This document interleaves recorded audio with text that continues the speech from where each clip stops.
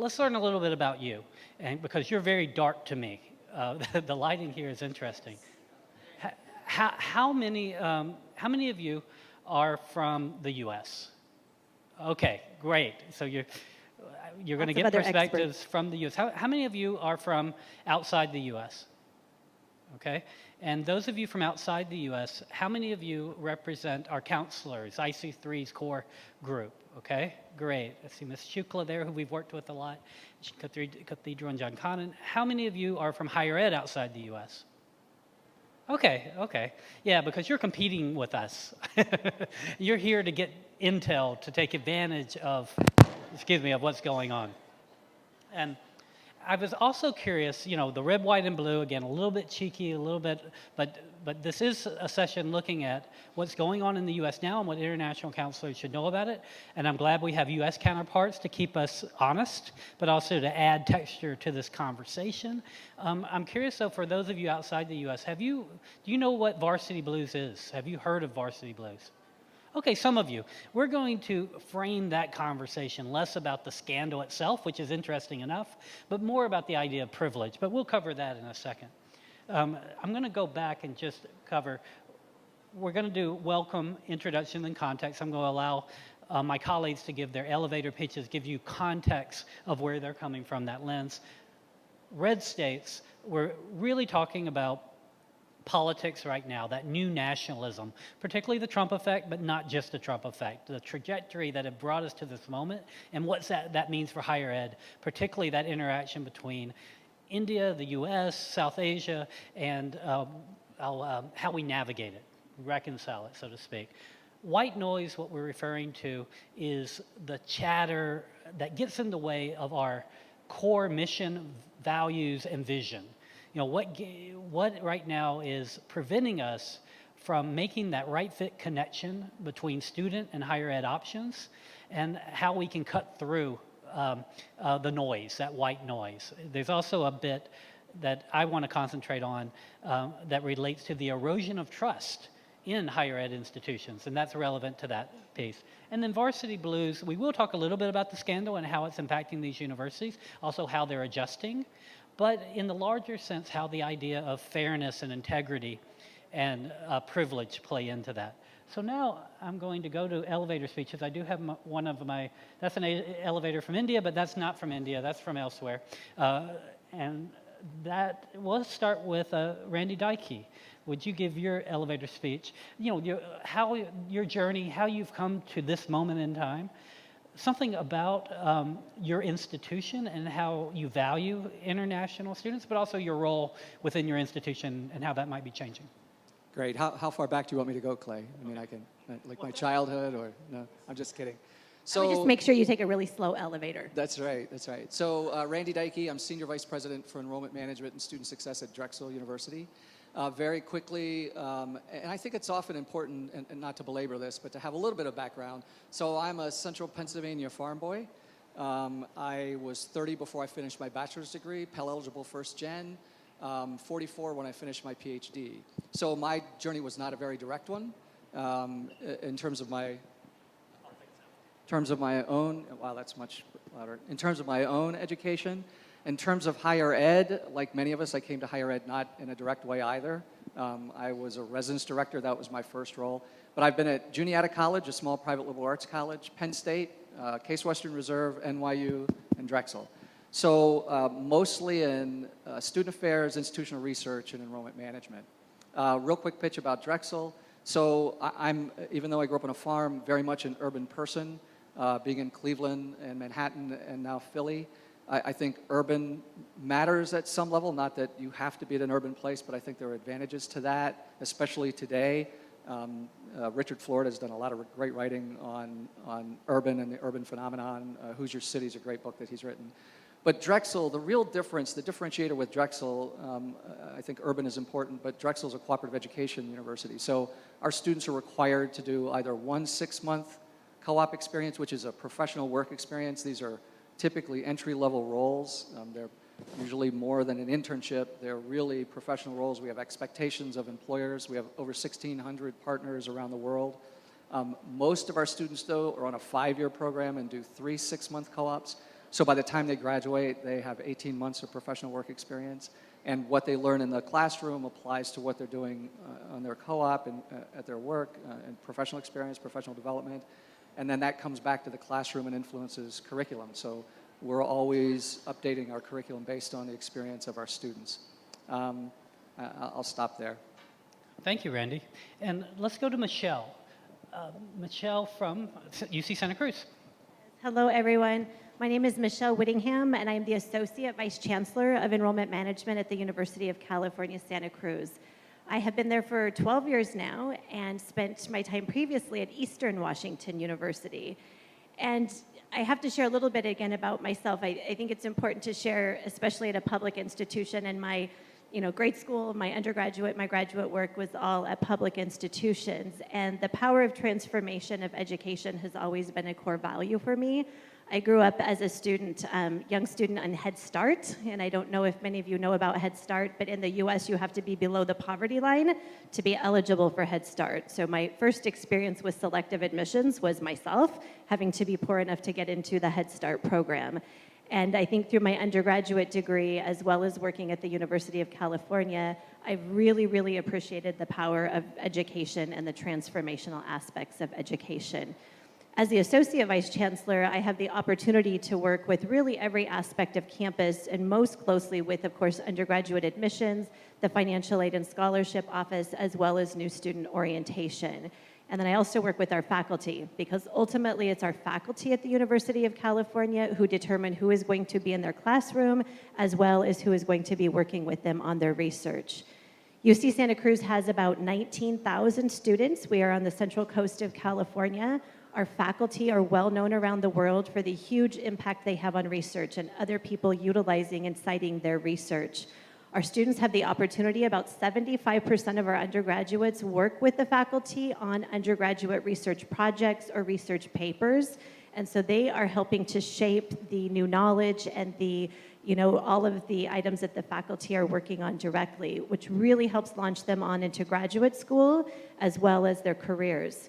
Our campus offers liberal arts degrees and certainly degrees in many areas. And the example that I like to give for our campus is, a young student starting in the late 60s who is going to be a French literature student. And most of you who know the liberal arts, you're required, even as a French literature student, to take the sciences.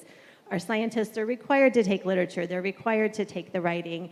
And through one of our students' own journey of exploration, which I really, really value and the University of California values, she decided that earth sciences was her chosen major, and only because she was required to take a science course through her general education. And this young woman went on to become the first American woman to walk in space.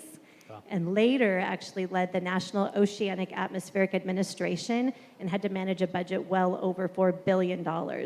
And so again, you think of the transformation of education and certainly believing in the liberal arts degree. Great, thank you, Michelle. And I'm very impressed by your own international background and how you've interwoven that into your work from Eastern Washington, and now at UC Santa Cruz. Yeah, and I think, Clay, I should mention that. And my first exposure to international education was, again, even myself. And I don't know if there's any student athletes in the room, but I was very much a student athlete in high school and ended up burning my knee. And I don't even know if you've ever heard this story, Clay. And I was lost. My identity was being a student athlete. And so now we're close to 10% at the undergraduate level. So it's been really rewarding. And when I first worked with Randy, I knew of Dr. Deike. I knew of Randy when you were at Case Western. And I don't know about Penn State, but when I really worked with Randy was through our AP Higher Ed committee, through Michael Cabaz and others. But Randy took NYU, which at that time was more, we thought of it as a great national or regional university, to become one of the truly global U.S. universities and implement that vision between Abu Dhabi, Shanghai, and all their other campuses to interweave that, to make it the bellwether, and then bring that vision then to, in a different way, to Drexel, and then now beyond. And of course, John, we've worked together for a long time. I'd like for you to tell your story as well, and I'll brag about your CIS award-winning stature there. Go ahead. Thank you. So I'm John Wilkerson. I am the Assistant Vice President for International Services and Executive Director for International Admissions at Indiana University. So Indiana is a large public research institution member of the Association of American Universities, so big producer of academic research. 48,000 students, and at the Bloomington campus, which is where I'm housed and is the flagship campus, we have about 6,300 international students from 140 countries. That is the 19th currently largest population of international students at any U.S. Among U.S. universities. So it's a very, very large population, very geodiverse. That was actually part of what attracted me to Indiana University. I was hatched, I say, at a small private liberal arts and sciences college in Columbia, Missouri, which had 1,250 students. Beautiful, campus, as we all have, great campuses. About 10% international student population there, and it also happened to be my alma mater for my bachelor's degrees. What was interesting in that small setting to have a 10% saturation of international students at CC, really, they stood out. Yeah. And students of all backgrounds stood out. And so it was fascinating as I transitioned from both a student experience on that campus and then as director of admissions, and then transitioned from that position to director of study abroad at the Missouri School of Journalism at the University of Missouri. It was very interesting to see a much larger population of international schools at a big state flagship school like Mizzou, but to sometimes see their voices being kind of swallowed up in a larger campus. Now this was right around 2008-9, so right when the mass numbers of international students really started showing up on our campuses, whether we were recruiting or not. And so the charge at University of Missouri, where I was appointed the inaugural director of international admissions, was really to figure out that phenomenon and to apply some strategic enrollment to that population. And really, when I say enrollment management, going beyond what was happening in terms of composing a class in an admissions office, but actually actively working with deans and with support units on campuses to make sure that we were building appropriate infrastructures to support not only international students, but domestic students. Yeah. So facilitating that dialogue, which I think is very important, and it's an evolution that I've seen happen in my brief relatively time in the field. This is my 15th year. It still feels brief to me, Clay.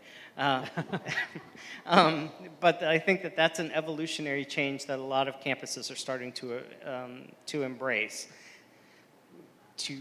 You mentioned the slow elevator. I think a lot of us are taking a slow elevator to get there, but at least that switch from having the onus of inclusion and dialogue firmly placed upon the shoulders of our international students, and instead making this an imperative of the entire campus population. And your role at Indiana is one that encompasses beyond recruiting, but study abroad, comprehensive. Not study abroad, but it does include admissions and immigration, student advising, student life, and student support. And again, to that point, you'll see behind me Herman Wells, who was the president during post-war. The president of IU during the post-war era, who really looked at what was happening with the Monroe Doctrine and kind of rebuilding infrastructure across the world, and said education has to be a part of that. Yeah. And so Herman Wells was really instrumental within the Indiana University landscape of creating this idea of international exchange and dialogue and learning with and alongside and from, not just teaching to. Yeah. And so he created an environment in Indiana that has had lasting impact. So John and I worked most recently together in Greenwich Village, then before that in Shanghai at Randy's old campus at NYU Shanghai, which Michelle just served on in that capacity. Encourage you to explore, if you want deeper training than this, that summer institute that the College Board runs, I believe is a great opportunity for both admission officers and for counselors, and we welcome those from India. I'm going to go quickly through some context. It is world class. It is certainly, though, not on the same scale as Philadelphia. But yes, it is a blue global, kind of that quintessential college town experience. So I always try to explain that to parents, saying that it would be a strange day in Bloomington if I went to the grocery market and didn't hear 6 languages being spoken. Yeah. And, so, but we're still not forward of mind in terms of brand recognition of a large city that you don't have to say the name of a state after. Yeah. So that is an impact that we're certainly facing. I think I saw Marco Dinavali come in. Yes, there he is. So Marco and I were both in Rome the night of the election. And the next morning we went to the American Overseas School, and I've shared this story with some colleagues. It was the first time in my career that I was asked the very first student question, are you a red state or a blue state? And that was kind of an eye-opener to me. It was not an unexpected question, but it really brought it home, and I thought illustrated that students are savvy and they're paying attention to how things fell. And it has changed the way that we interact with students. We spend more time talking about what those socioeconomic, sociocultural divides look like in the United States and how that looks specifically in Bloomington, Indiana, to a student. So certainly, I would say to our Canadian colleagues, you're welcome. And and trust that I had nothing to do with it, so it's a begrudging welcome. Okay. But I think to the broader point, though, Clay, is this opportunity that the nationalistic sentiment, I think, is capitalizing upon or being amplified by an increasingly savvy and mature internationally global student population. Yeah. And so those competitors in the field, which I wouldn't call competitors, I would say great, more choice, more fit, suddenly maybe got on the radar a little bit faster for students than they might otherwise have been. At the same time, I will say for us, if we look at the application declines that we've had, they have followed global politics to the letter. Okay. All of our application declines have been from Central America, very nationalistic statements being made there, and China. Mm-hmm. We have been preparing for declines from China for at least 5 years. And were it not for the declines that we saw in those 2 areas, we actually would have seen a significant increase in What about the Gulf for you, where there's also... The Gulf has remained steady. Yeah. Okay, even with the scholarship decreases? Even with this, well, I'd say steady within context, yeah. Got it. And I think that also, we would need to dig into numbers and do some surveying, but I think that perhaps points to the fact that, we are a known institution, a ranked institution in the Gulf, and so as you see international student numbers kind of retract, they retract toward the top. Yeah. And so I would say for us, where we have always been kind of an attractive destination for that region, not much seemed to change there. So we haven't seen as large declines. I think that's right. And just to clarify, because I don't want to leave John offended, my wife was a Division I swimmer at IU, loves Bloomington. She actually graduated from Marcos University at Rutgers, but she does think Philadelphia is cooler than either Bloomington or New Brunswick. Well, she should come do laps with me. Right. So that is not going to happen. So Randy, Philly is a sort of new city, and even though, new cool city, and it's not considered red, but how has politics impacted you and your peers as big privates? Sure. So I would describe Pennsylvania as a purple state. Very, very blue on the east, part of the eastern edge of the state, Philadelphia for sure, some of the western edge of the state, and red, deep dark red in the middle. I don't, personally, in my conversations with families and with colleagues around the world, I don't know that there is such a focus on whether you're a red state or a blue state, although I think there is some understanding of that. The conversations I've had have been more around things like immigration status and what's the perspective of your state or your city. Philly's a sanctuary city. Penn is across the street from us. It's a sanctuary campus. Mm-hmm. We didn't go that route necessarily because what does that actually mean? What are the legal implications, et cetera, et cetera? So there's a whole host of issues around that. But I think, as my colleagues have shared, where we've really seen the impact, and families are more sophisticated than they've been in the past, and they should be. And I know we've all done lots of different things to try to help counter the political rhetoric and the nationalism, sending notes to our applicants, to our prospects, to students who have deposited, telling them what a welcoming place we are and why we value international students on our campus and how those students add to the community and what the benefits are and all of those things that are true and they should know. But it's really hard to counter the rhetoric and what happens economically and their understanding of immigration status, and all of those things have contributed more than I think anything else. And Clay described it really well. It's so much of it comes down to ranking and location. And I think you could be in a dark blue state as long as you were an institution ranked in the top 20 with U.S. News, and I hate U.S. News, but don't share that outside the room. This isn't being recorded, is it? No, it's not. But if your ranking is at a particular place and your location is one where international students see opportunities, especially for work, as you all know, many international students want to stay in the U.S. at least for a while and work. I think that counters a lot of the other effects. But as you move down that continuum in terms of ranking and location, it becomes more and more challenging. Philadelphia is a city that is in the midst of a revitalization that I describe as parallel to what happened in New York City 2 decades ago. With the revitalization of New York City, so was NYU revitalized. The popularity increased. Greenwich Village was a place where families didn't want to send their kids. Now it's one of the most popular parts of the city. Philadelphia is on the rise, so we really benefit from that. Having said all of that, though, what I hear most often from families, and we were slightly ahead this year, but it was only because the decline we saw in Chinese students was offset by a significant increase in students from Vietnam and from India. And so the mix has changed. This is the first time in our history that we have more Indian students in the freshman class than from any other country. And we have about 13% of our freshman class is international.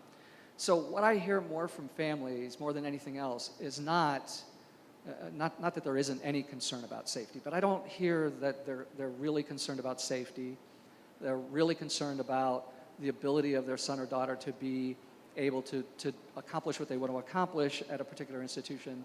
What I hear most often as a concern is, well, if my son or daughter has 2 years in at Drexel and suddenly their visa status changes, or the United States becomes more restrictive, because there is a story that visas have been significantly restricted. We haven't seen that at all. I mean, some of the timing has been a little problematic, et cetera, but in terms of the percentage of our students who have secured visas, we haven't seen a change.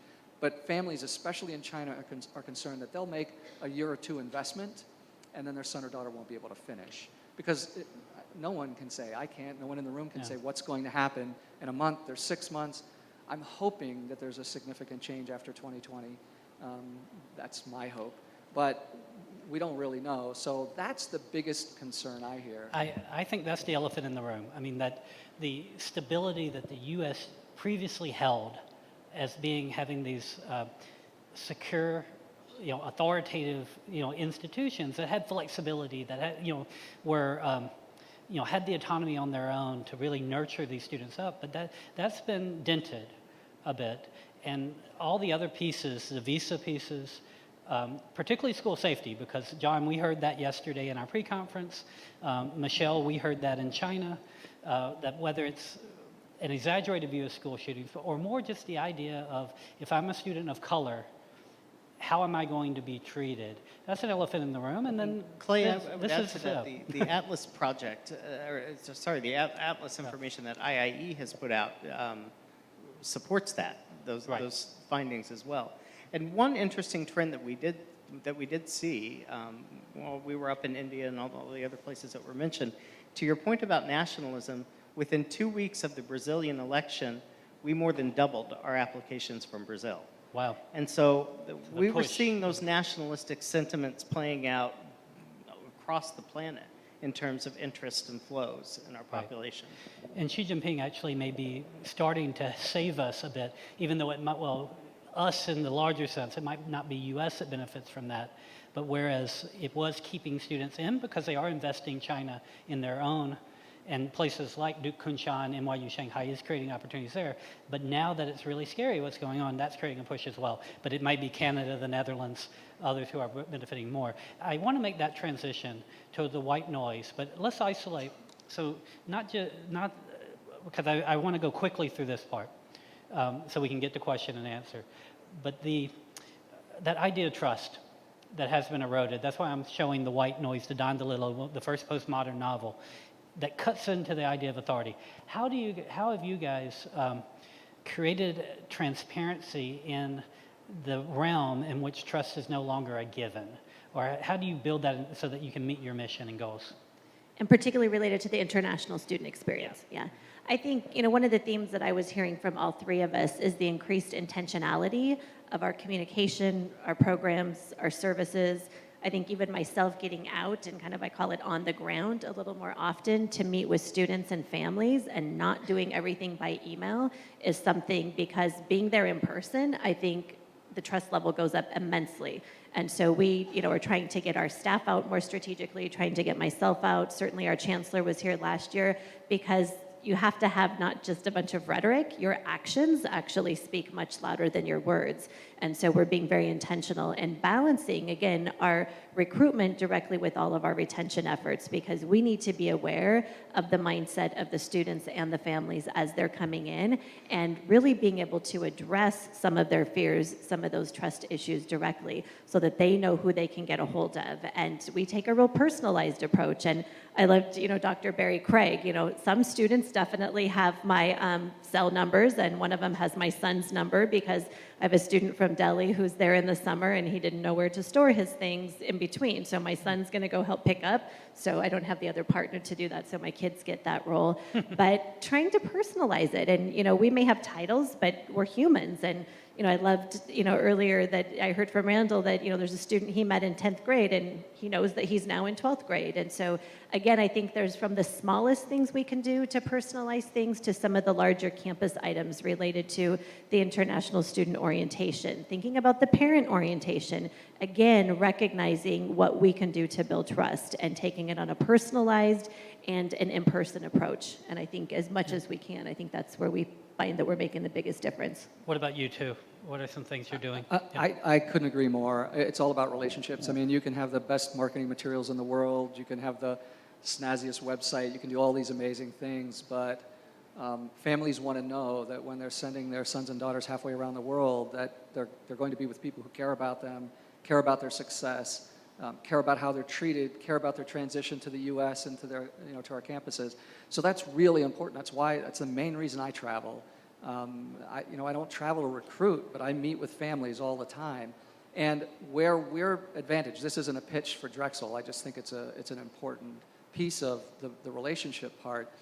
Because we have co-op partners around the world, we have co-op students around the world, and those students become engaged in talking with families, especially helping parents understand the benefits of the co-op model. So that's a whole nother level for us, a whole nother layer where we have enough students around the world and they're very open to telling their stories.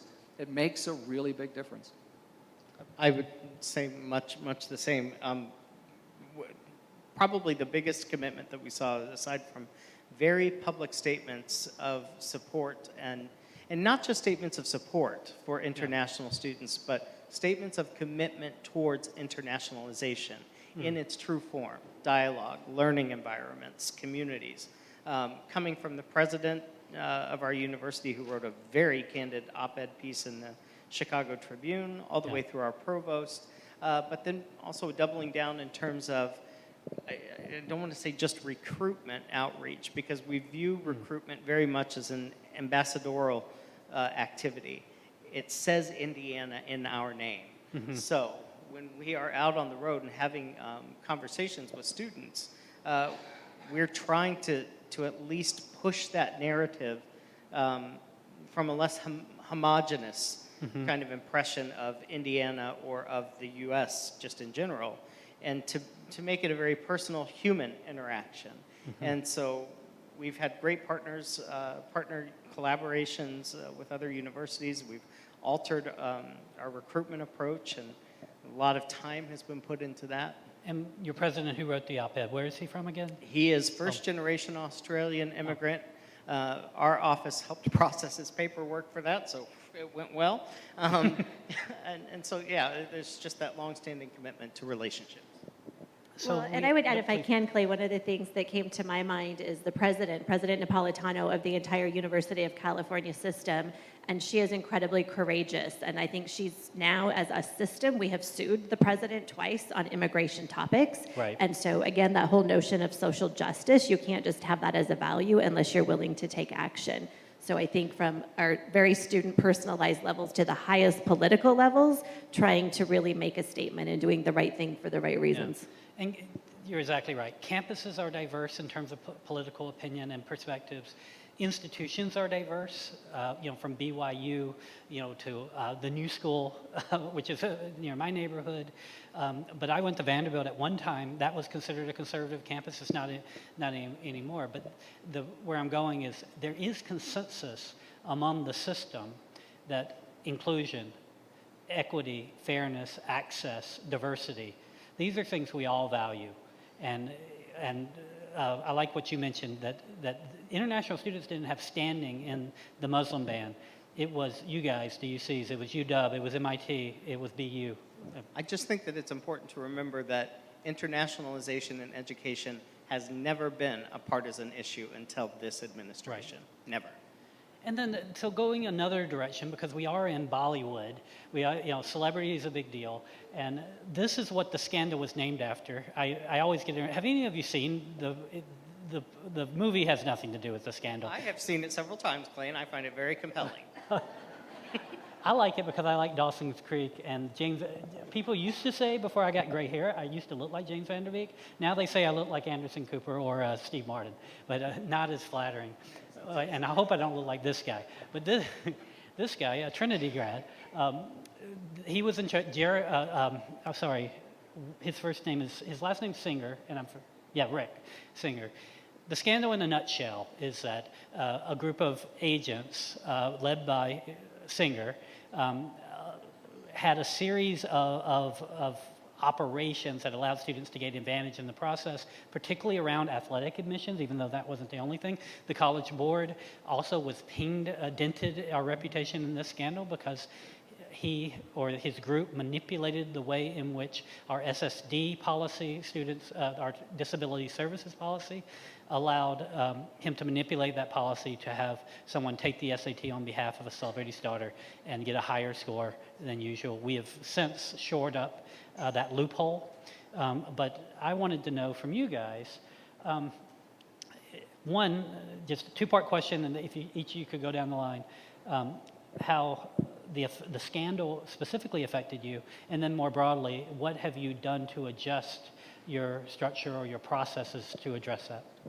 Yeah, no, this was huge when the news broke. And again, I give from a system-wide perspective, the president of the entire UC system a lot of credit because she initially, because one of the UC campuses was impacted by, it was not a real student athlete, but somebody who portrayed to be a student athlete at one of our D1 campuses.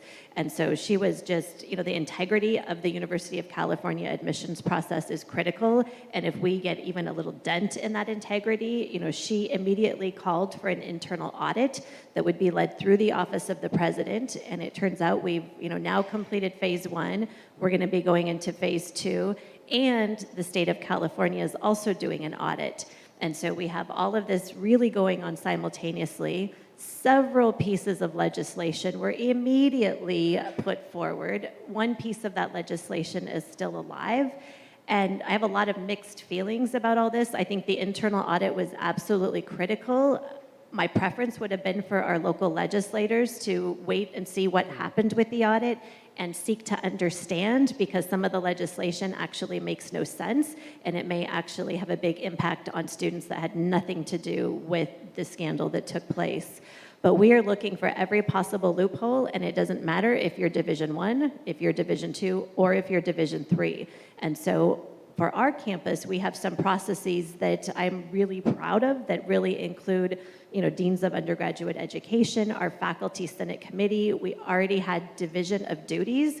So all of our readers for our applications, nobody reads and makes an admit decision. Our readers simply read and score, and it's our faculty senate committee that then looks at those scores and decides how we're going to shape the class to meet our enrollment targets. And that includes any student that may have been brought forward that has some type of special talent, whether that be coding, whether that be art, whether that be music, or whether that be an athletic talent. And there are no slots for us, definitely no guarantees of any kind of admission. And yet some of the campuses that do have that, again, there are going to be more eyes. There's conversations about verification. And within the University of California, we do verify activities on the application for about 1% of all of our applicants. I don't know now if we will be verifying on the back end. Everything is self-reported within the University of California. And so if you're not selected for an audit in the application process, all of our verification on the back end has to do with your academic transcript and test scores. We're not later verifying for, you were the varsity, star or captain of a soccer team, or you were first chair for flute. We're not verifying that. And I don't know if that may still be another outcome of phase 2 or through the state audit. But I take a lot of pride in the entire University of California system. I think it's unfortunate that some bad actors and people use their power, privilege, and money to erode the trust that maybe was never perfect within our systems, but we work really hard in the admissions offices, in enrollment management, and with our faculty to ensure the utmost integrity. So we will continue to look and make certain that any possible loopholes are closed. We had a very swift kind of similar reaction. We were not included in the scandal, but we did undergo an internal audit, which we just got the results from 2 weeks ago, a week ago, and all looked good. Candidly, that was not surprising to me. IU has an incredibly robust infrastructure in terms of vetting athletes, to the extent that admissions officers do not speak to coaches. Coaches speak to us through the athletic compliance officers who are ensuring compliance with the NCAA. And any student who might need a second look or don't quite look like they would meet admission standards have to go before a body that includes faculty representation, staff support representation, and they make a determination whether or not that student might be eligible for faculty sponsorship, which means that they would then be partnered for a full year as part of an academic contract. They're being monitored, they're meeting with faculty. So the structures were in place with us that would have made that pretty impossible. John, how many admission officers were indicted in this scandal? None, 0. And I think that's a very important distinction. This really, calling it an admission scandal, it's not. It's a bribery scandal. It really is. It's bad actors doing bad things. And Randy, were you guys impacted at all? At a micro level, not really. We did have our external auditors come in, but what's beneficial for us is Division I Athletics reports into the position I'm in, so we have really complete authority and autonomy over the structure. Very similar structures in place to make sure it doesn't happen. We have an athletic director. Maybe he's definitely unique. I don't know that there's anyone like him in the rest of the country. He's a full professor. He's a clinical psychologist, and his area of research is the psychology of torture. So if that gives you any insight into this guy's perspective, but a great partner. So internally, we were in great shape. And in terms of how it's impacted, any real sense of it having an impact on our ability to do what we need to do, that hasn't occurred. But just very quickly, Clay, this has been a soapbox for me. I've been in higher ed for 35 years.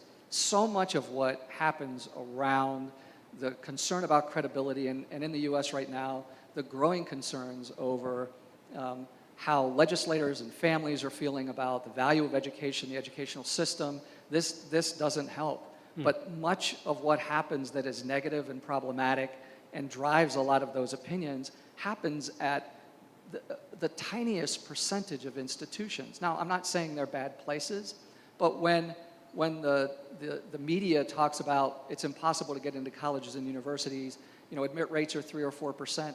That's the smallest faction of colleges and universities in the U.S. There are 4,000 colleges and universities in the U.S. Many of them are open access. Many of them admit 50% of their applicants or more. And part of this is about that picture that's being painted. And I'm not blaming the media alone, but that's what happened here. I mean, the places where this occurred, they're places where it's so exceedingly difficult to be admitted because of the perceived value, real value too, but the perceived value of those institutions. People are doing, somebody's going to cheat. If somebody wants to cheat, they can cheat.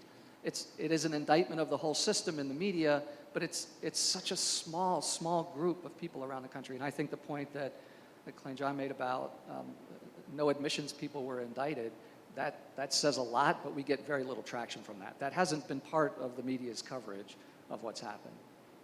Agree. That's very well stated. And that impacts what you guys do, is that obsession with the hyper-selective universities that were caught up in this scandal is displaced, the type of opportunities that students can find at a wide variety of institutions. But there's also the idea that Ganesh Kohli talks about, the student journey, and you guiding them as counselors. What these parents were not doing, they were taking away that student journey, taking away the idea that the students are able to curate a list and be turned down, but also then turn down universities themselves, that's a rite of passage into adulthood that's key. We have about 6 minutes for questions, so I can't see you, so you'll have to speak up. Any questions with our 5 or 6 minutes we have left?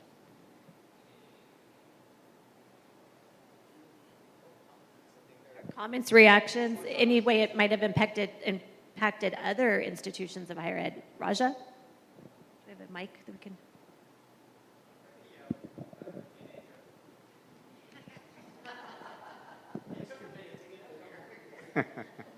I like your pun on bad actors, with the picture up there. That was a very good line. But so I guess one way, what happened really was the system got beaten, right? Got gamed. There was no malintent on the part of admission officers, but the system got hacked effectively. One way around this, an obvious way around this, is for universities to get to know students directly, not through a PDF file, but to get, So I think this puts greater emphasis on high school programs that universities run, colleges run, because that's a direct way of getting to know students without any chance of the system being hacked. Any other questions, or would you guys like to respond?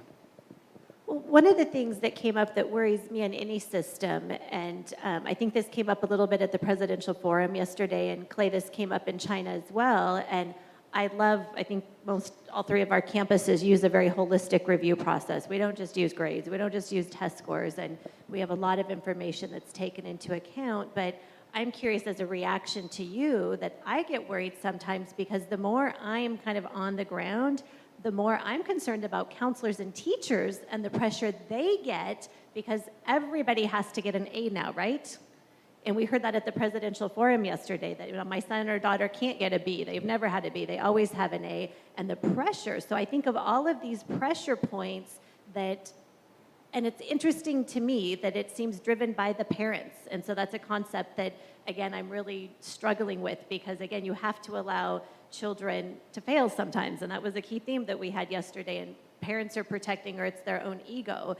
But I worry personally and professionally that these pressure points are in so many areas in your schools, at our universities, at the testing centers, and trying to develop systems. And I think that's one of the best things we can continue to do is reflect and review our processes and our systems. And I worry that is there ever a perfect system?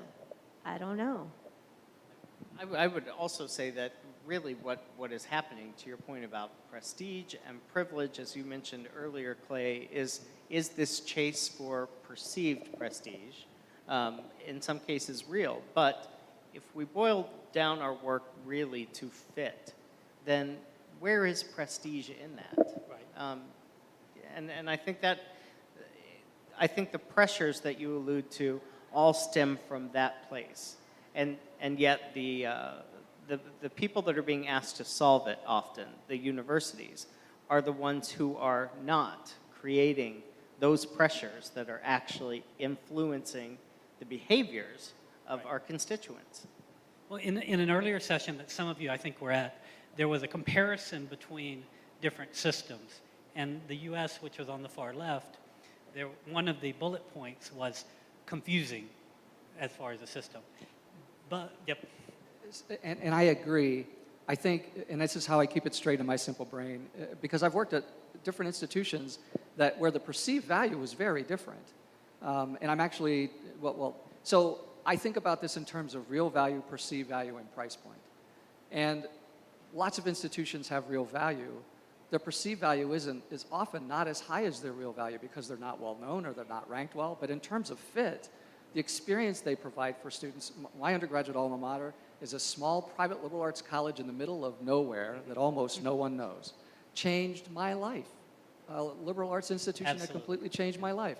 So and then price point and the confusion around public universities and private universities and discounting and all of those things.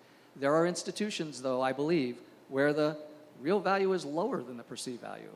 How do you explain that to someone? So where I think we are complicit, I agree with what you're saying, John, but where I think we are complicit in this cycle of the super elites, that's where people want to go. You travel the world and you don't hear about Juniata College. You hear about the Ivies, you hear about Stanford, you hear about Chicago. We're complicit in that if we don't pay attention to rankings, we do so at a cost to our institutions because that's part of how we're perceived. And until that cycle is broken in some way where families around the world understand that they can have maybe an even better experience because it's a better fit, and an institution that no one knows that would provide the best experience for them, we're complicit in that process as well. 100% agree. Please write an article. I would add also that to the point of privilege, the institutions that are in a position to actually affect that level of change and no longer be complicit are the institutions that are benefiting from the structure as it is. And the point that I wanted to make to close is that even though there are challenges there, I think we all truly believe in the contextual, fit-oriented, student-centered process that does not, and this may surprise some of you coming from an organization known for some anchor standardized testing, but there was a New York Times article that advocated for that a fairer way would be to simply use grades and SAT scores. That horrified many of our members as well as those who work at the College Board. We would never, ever want that. When that slide appeared that I saw, my reaction was, actually, that's our protection. Whether it's confusing, that contextual process means that you're looking at multiple measures. If you're just relying on A-levels or an IB predicted score, that's ripe for malfeasance, but it's also just ripe for arbitrariness. And I like this system. So that contextual, holistic system that the U.S. embodies that comes out of the liberal arts. I know I'm over 1 minute. I'm just going to show you how to get, let's see, you'll have these slides. But thank you. I wanted to thank these wonderful panelists. Thank you for being a great audience. And that's our Twitter handles, so please follow us. Thank you. Have a great conference, everyone.